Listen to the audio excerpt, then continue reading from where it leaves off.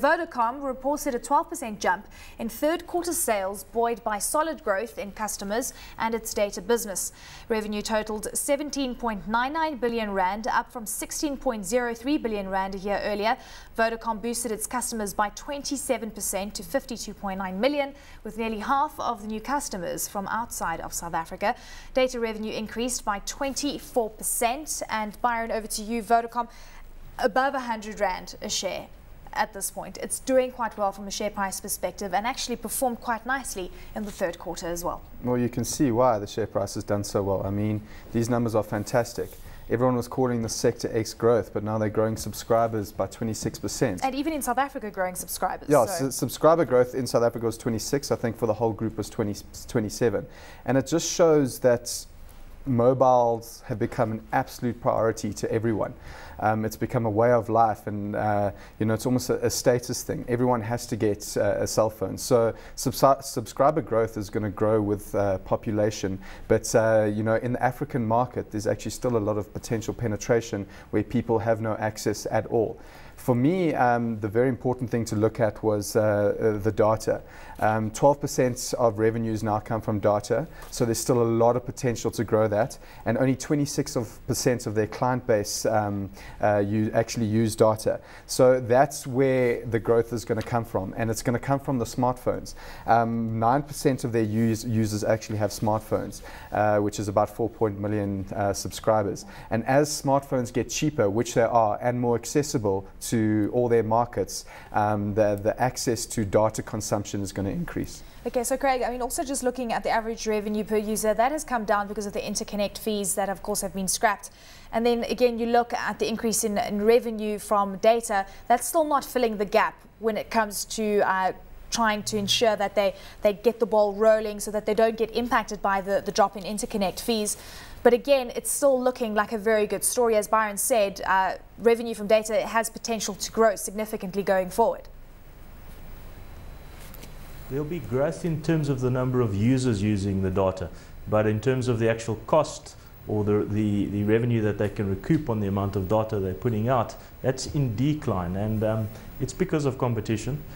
I actually purchased a bundle from one of the competitors, I'll mention it, and it's significantly cheaper than anything that Vodacom could offer, whereas I previously used to purchase data from Vodacom. And I think in the South African market, as people contracts are up for renewal or they're not locked in, then they will look at what's out there in the marketplace. So there continue to be downward pressure in terms of the actual cost, but that's fine as long as the growth exceeds the cost. And I think we're going to see significant growth now on the African continent for Vodacom, and that's what's now making the story interesting, because previously they're very focused on South Africa. We're still not sure what they're going to do in the DRC, and there's a couple of questions around that.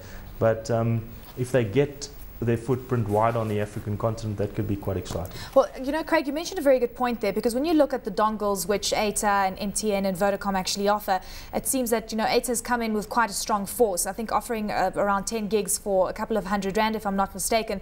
And then we still see the kind of packages when, you know, we're looking at a very different scenario where, you know, you're lucky to get 1 gig for the same kind of price. But I mean, how long can this actually go on for? Because it really does seem that competition is heating up. And some of the, you know, Vodacom, for example, is not really responding the way that you would think when a new product comes in and shakes things up significantly.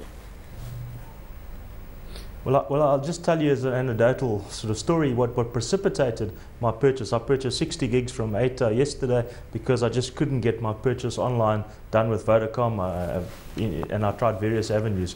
So customer service is something that one hears anecdotally as a problem.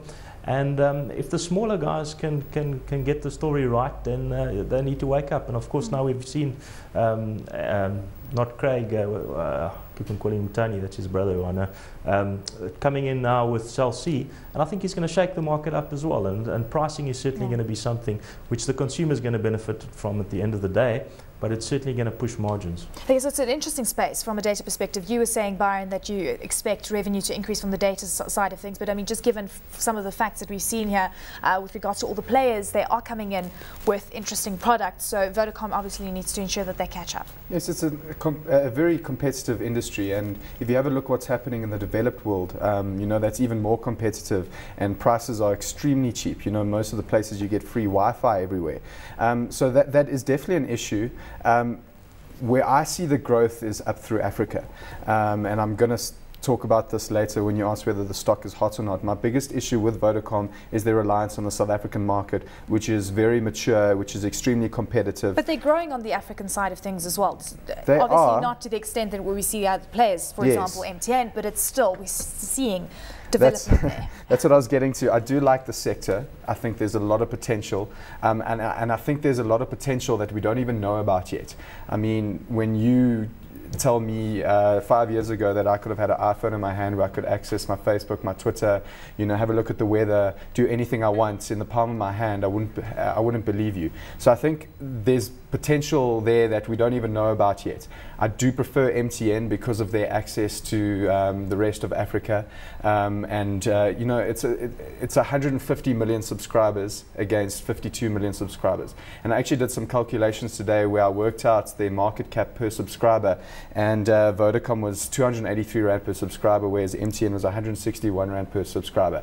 And that's understandable because Vodacom does have an higher ARPU, but that's also because they have access, a bigger portion of their earnings from the South African market. But I think there's a lot of potential to be unlocked with MTN. Granted, there's a lot of political instability at the moment, but going forward, I think you know, MTN. So not hot for you then on Vodacom? I am hot on Vodacom, but I'd definitely choose MTN. Okay, so for you, Craig, hot or not on Vodacom? Yeah, there's been incredible momentum in the share price, and I think it's because of the problems MTN's experienced in Iran and Nigeria earlier than that. So Vodacom's still hot for me, but in terms of value, I'd agree that MTN offers better value currently.